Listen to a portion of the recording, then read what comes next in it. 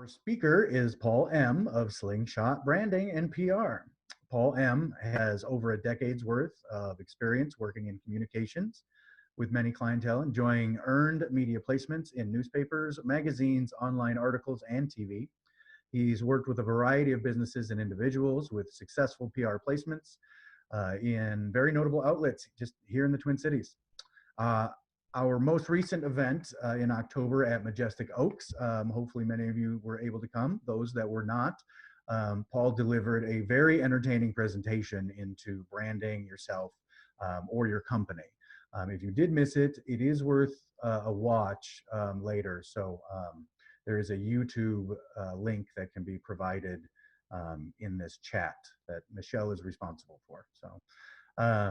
So today, Paul M. with Slingshot Branding and PR is discussing more insights into branding and basically adding on to what that presentation was. So please welcome with a big round of applause. And I lost my microphone, but do spirit fingers for Paul M. Oh, that's fantastic. Thank you, Matt. Thank you, everybody. I'm really glad to be here this morning chatting with all of you. I do hope that some of you were able to at least catch some of the talk that from the in-person event. If not, I am actually going to share it for you. You can check that out if you want a little bit later, but it's kind of a basics to branding, some of the things that branding is, some of what branding is not. If any of you are like me, I feel like the topic of branding can get very confusing. A lot of this has to do with there not necessarily always being a strict set of vocabulary. There's a lot of different words that people use interchangeably, and it gets fairly confusing. But what I wanted to talk to you guys about today and kind of build off of is a little bit of what we had talked about in our session in the in-person event. For those of you that participated, you know that we kind of wrapped up with something that is called an obituary test, which basically means that you imagine in the next 20 years or so, kind of looking back on your company and like what are the things that it accomplished and things like that. So it's a really good test and it's a really good way to kind of point out those things that are important to you. And it feeds into what I like to call brand purpose. And why your brand purpose is important is kind of my talk today. Not to be confused with, I'm just going to move. Oops. There you go. Can everybody see my screen? I hope that you can. Excellence. Your brand purpose, it is your why. It's your North Star. And, in branding, there's a lot of really exciting things to talk about. There's a lot of things with branding, branding identity, like your logo and your colors and like some of those types of things. There's brand strategies that can be very exciting to dig into. Brand purpose, I feel like it can be one of those things that's maybe not as exciting, but it's so integral to the work that I do, and hopefully that each of you guys can hopefully do if you haven't already. Your brand purpose, to me, it is the essence, it is the core, it is it's kind of cutting through all of the noise, and it gets down to your why. And why is this important? Procter & Gamble actually has done some tests, and they've seen, they did like Jim Stengel, he's the former CMO of Procter & Gamble. And in his book, Grow, he showed the results of a 10-year study of 50,000 brands. And he found that the ones that centered around improving people's lives, they beat their category competitors by really significant margins. Like the 50 highest performing businesses were the ones that were driven by kind of brand ideals, which is another term for purpose. So this can have a really big impact within the entrepreneur space. This can have a big impact too. I know that there's a lot of people within our group that are, solopreneurs, and this can even apply to your personal brand. So the why of why this is important is it starts to come into play. You know, we see a lot of growth coming from companies that can really hone in, and define a purpose that impacts people beyond just making money. I do want to be clear that when you're defining a brand purpose, it's not always the best idea to just be like, make money. I want to make money. That's a given. We all want to make money. If you're not making money, there's a problem with your business. But a brand purpose goes beyond that. I'm not going to read this out loud unless you guys need me to. Some ways to discover your brand purpose. This is something that you guys could do on your own. We're not necessarily going to go through all of this today, but you could do an archaeological dig into the history of your business. I highly recommend that if your business is not new. You know, when you have a new business, finding a brand purpose is a lot easier. If your business has been around for a really long time and you are not the one that started the business, dig into your history, try to find out if you can glean some of what was going into that, so that, you know, you're not totally changing the meaning of it. You could do what we did last was it 2 weeks ago now? I think it was 2 weeks ago. You could do the obituary test, fast forward 20 years, write down the things that you hope to have accomplished, the impact that you hope to have made. You can also just ask yourself, what are you good at? You can ask employees, you can ask your customers. It takes a while to do this. It's not something that you generally get done in a day. And I want to say too, I don't think it's the most exciting work you'll ever do, but it will feed into everything on branding. Every aspect of your business life will be affected by this. This is like the heartbeat of your entire company. I have a little bit of a story. I don't know if any of you guys remember Simon Delivers from back in the day. It used to be a grocery delivery company, and I worked with them. At the time, I was working with them as a photographer and doing food photography. And something that was interesting to me was that they were in trouble. They knew that they were in trouble as a company, and I wasn't working with them on branding. I was basically working with their marketing department, solely doing images, just doing photography images of food for their website. But their team they were having this kind of rebrand happening, reposition happening at the company while I was there. And it was interesting because the marketing team at the time was bringing up this new concept. And I was, just listening. They weren't asking me for my feedback, but this new concept they were aiming at young parents, soccer moms and dads, business professionals, ages 27 to 40, and they wanted to show imagery of young parents with kids. And I was just listening to the marketing team kind of talking about these ideas and concepts that they were having and how they were going to present this. And they really were having a hard time coming up with sort of a message, a tagline of how do they convey what it is that they're doing. And this is not necessarily a brand purpose, but you'll see here in a moment, it directly ties into this. This is one of the first times that I realized, I was like, oh, I'm actually fairly good at cutting through the noise and getting down to this. I don't know if any of you have any ideas, but if you had this sort of a breakdown of what they're trying to hit, knowing that it's a grocery delivery company, does anybody have any thoughts or ideas on what you would say for a tagline for marketing? Anybody? You can go ahead and unmute if you have an idea, but if not, we can keep on moving. So I presented the new tagline to the marketing team. I actually was just like, hey, I have a thought. And I told the copywriter, and she looked at me and she's like, huh, you just came up with that? And I was like, yeah. And she put it into an ad, and then she created it and showed it to the marketing team. And the marketing team was like, oh my gosh, this is it. And they brought it to the CMO of Simon Delivers. And she came out and she was like, who did this? Who came up with this? And they're like, well, none of us did. It was the photographer that works in the back room. And she was like, this is interesting because it hits on the essence of what they're wanting to do.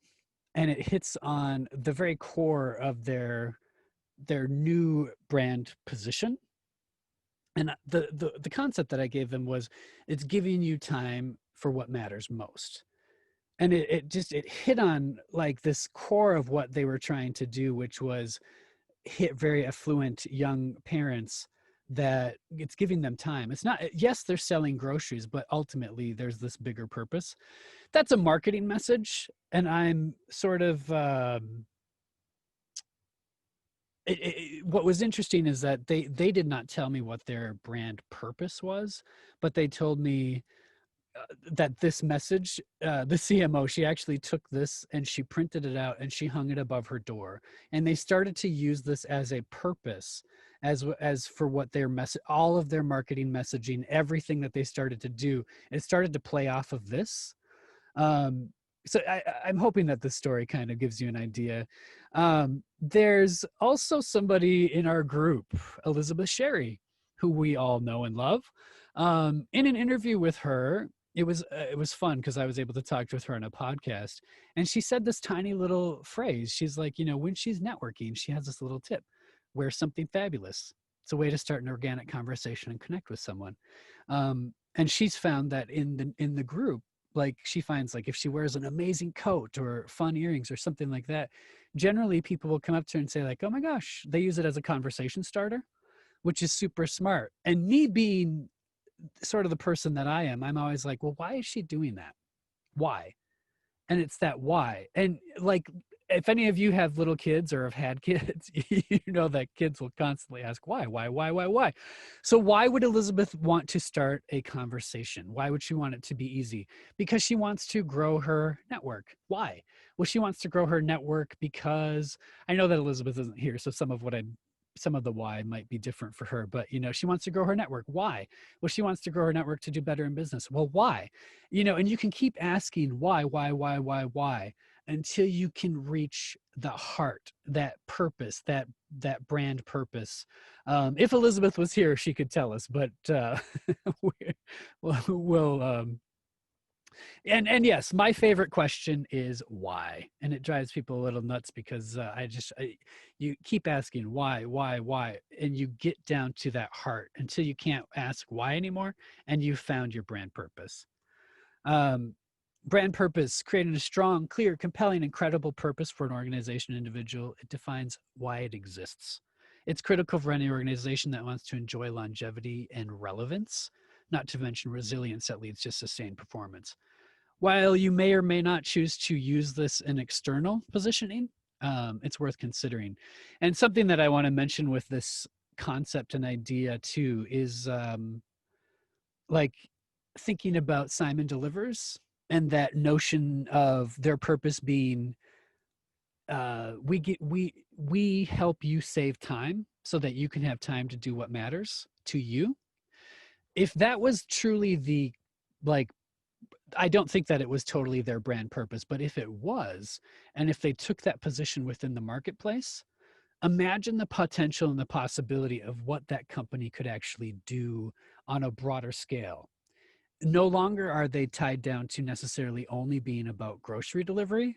If they were tied to this concept and idea and this purpose of saving you time so that you can do what matters, they could actually branch into things and it wouldn't be weird. Like they could actually start branching into things like delivering, I don't know, like Uber Eats, like food to your door from restaurants. And it's not weird because it still stays with that purpose of we're saving you time. We're saving you time so that you can do what matters. And I think that there might be something in that for each of you as entrepreneurs too, is if your purpose matters and it aligns with kind of an underlying purpose, it allows you to change over time. It allows you as a company to not be just locked into necessarily one thing. And I want to give you some examples of that. And now a word from our sponsor. The Apartment Minneapolis is owned by Chris Villegas. It's a new, unique event space located at 511 Central Avenue Northeast in Minneapolis. It's an apartment-style event space with over 1,000 square feet, providing tons of natural light spilling in for cozy, warm, inviting space for events. Kind of like your local party room. Consider it for birthday parties, small weddings, studio space, networking events, lunch, dinner parties. You can do it all at theapartmentminneapolis.com. And now back to our show. Into necessarily one thing. And I want to give you some examples of that. This is Tesla's mission, their mission statement, which is not exactly their brand purpose, but I think that we can see a little bit of their brand purpose echoed in their mission statement. Tesla's mission is to accelerate the world's transition to sustainable transport. Now, if you've seen anything that Tesla is doing, if you can't see this reflected in there, you'll need glasses or something, because everything that Tesla is doing relates directly to this mission statement. This next one, I'm curious if people, without even probably looking down in the corner and seeing the word Dove, I'm guessing a lot of you would recognize what is going on here. Dove, as far as like a brand mission, they've taken a really interesting perspective, because they're actually making a social, they've chosen like socially impact, like to change people's perceptions of beauty, and to really kind of uplift, women and people in general, and challenge the status quo of what we've considered to be beauty and beautiful. And I think that that's a very interesting purpose as a brand, because they can move around within that and offer a full range of products and things. And over time, it's really not probably, because they can change over time, people's perceptions of beauty. I really like Dove as an example because I think it's so strong. I think everybody's probably encountered some of their ads, and some of their purpose is so obvious. I really liked this, so I wanted to share it with you guys. Hopefully this can give each of you an idea of how to find your brand purpose. What are you good at? What are you passionate about? What does the world need? If you can get to those pieces all together, hopefully you'll find your brand purpose. This is a really quick little thing here, but the purpose should provide a clear compass. This impacts everything. It impacts how your company operates, what products and services you do and don't provide, what sectors and geographies it will and won't operate in, who you hire, who you fire, who it develops and who it promotes, what business you acquire, what assets you get rid of, how you market and sell, how you engage with stakeholders, how you manage a supply chain.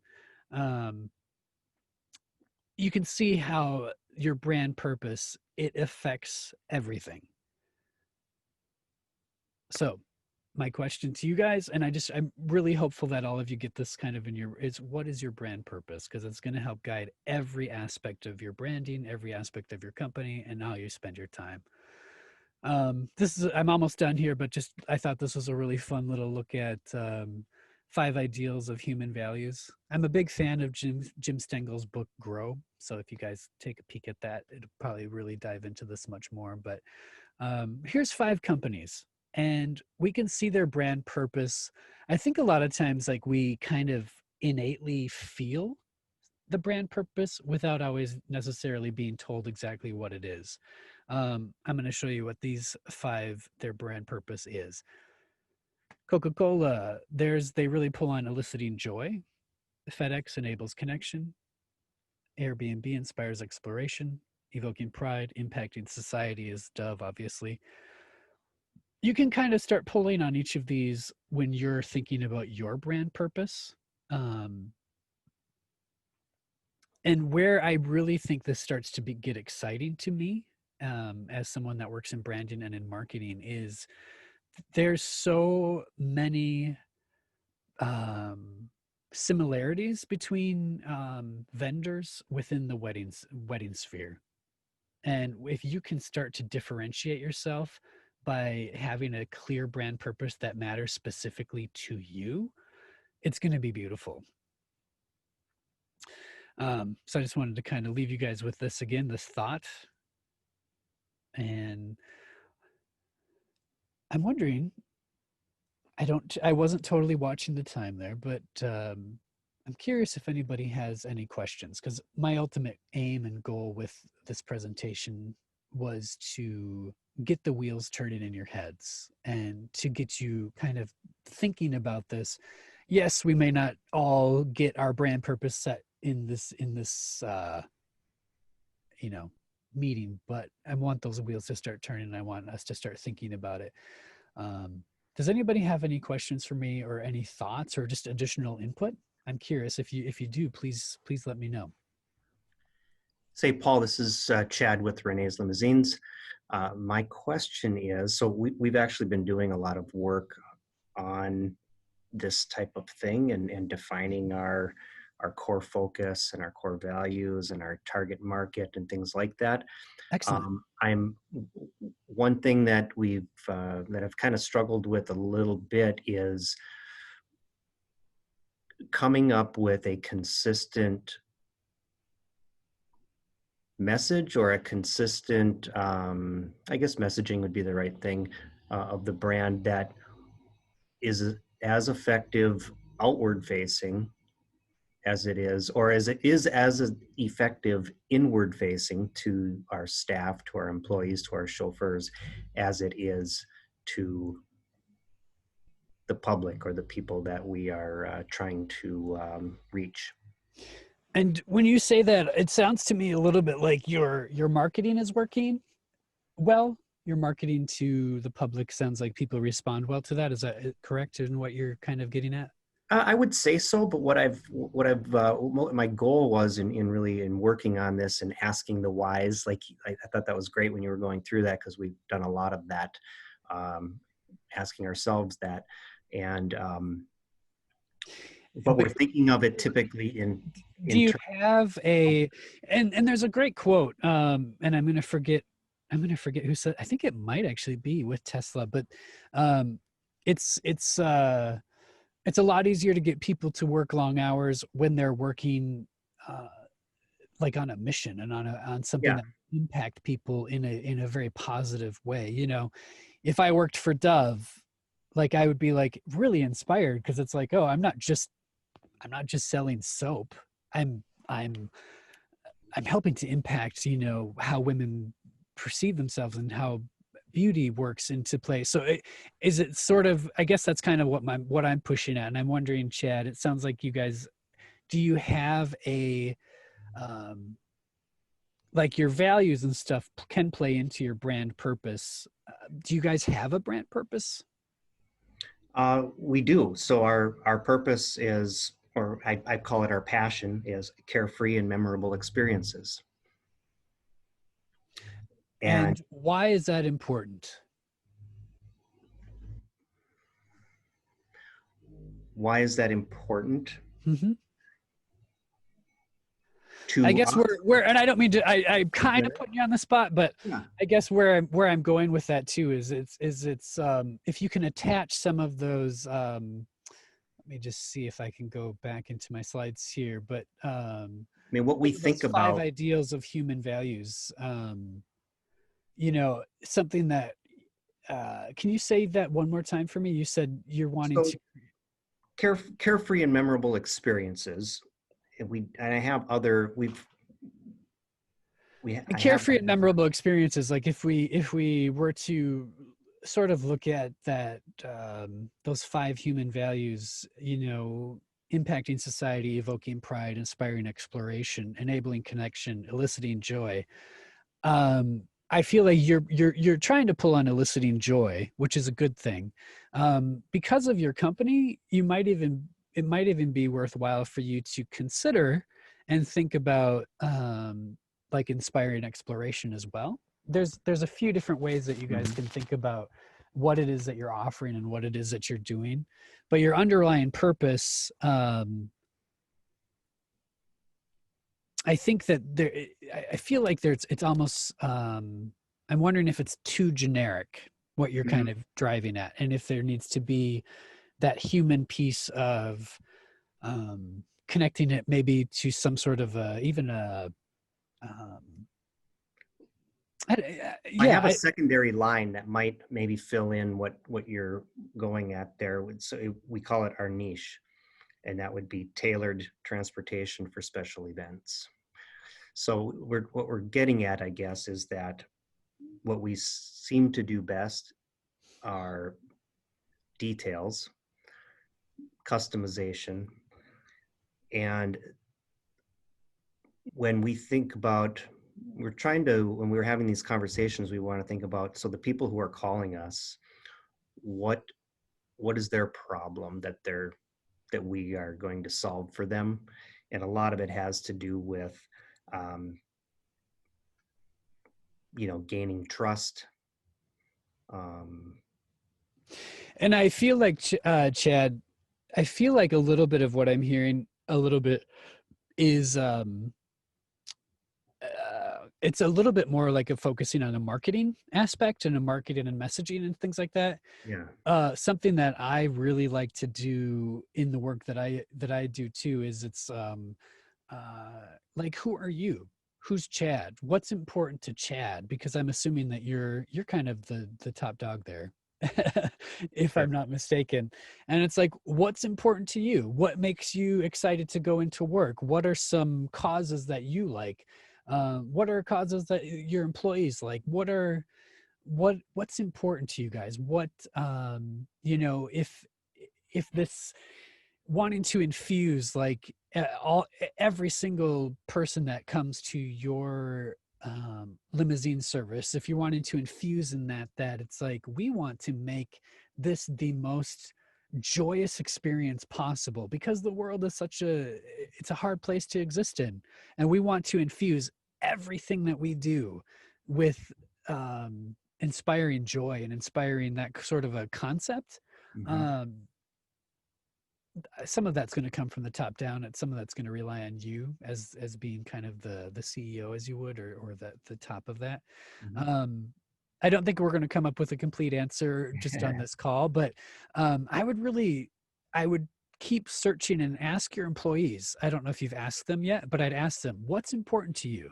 What causes even are important to you? How do you see Renee's fitting in with that? How can we have an impact on that? It can even be like, it might even be starting with like, well, let's maybe look at some charity work, and how do we start to look for a purpose within our company? How do we, beyond just the message, the marketing message, I guess is what I'm driving at. Yeah, I see what you're saying. Mm-hmm. Yeah. I'm going to chime in for just a second, because please do. I love it. I just did a podcast with Chad, and I love doing these podcasts because, man, we're learning so much about each other with these little spotlights that we're doing. But Chad, and then especially because Matt, myself, and Elizabeth recently, we did a venue tour, and you were so gracious and had one of your executive coaches there available for us to use. So we personally got to experience it here recently. But I mean, what I walked away from is like, man, this makes people feel special. You know, the transportation service and the way that you guys do it, it is carefree, because there's not a lot of concern. Like, are they going to be on time?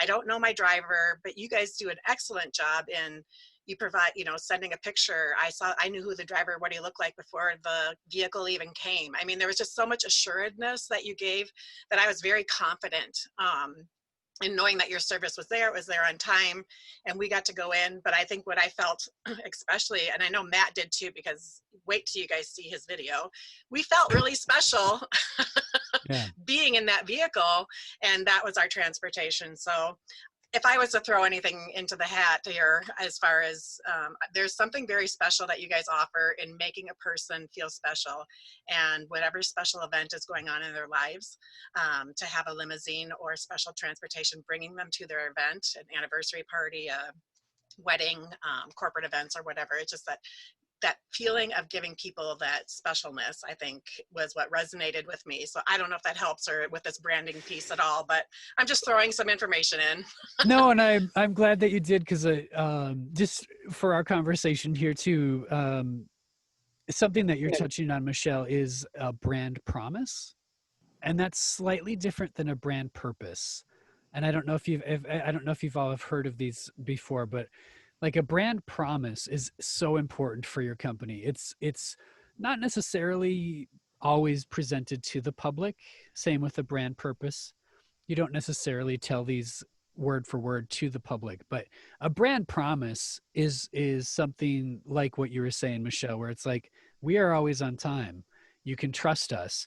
When you come to Renee's, you get, 5-star service. These are all part of the promise of when somebody does business with you. It's always these expectations are met.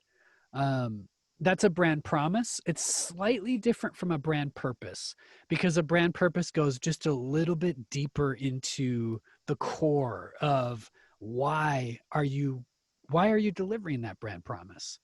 Why? And it's not easy to always answer that question. So I hope that some of that gives you some food for thought, Chad. Definitely. Could I mention something too? Please. Regarding Chad, when Renee's Royal Valet had that as their title, to me, it really exemplified what Michelle was talking about, that your clients are treated like royalty.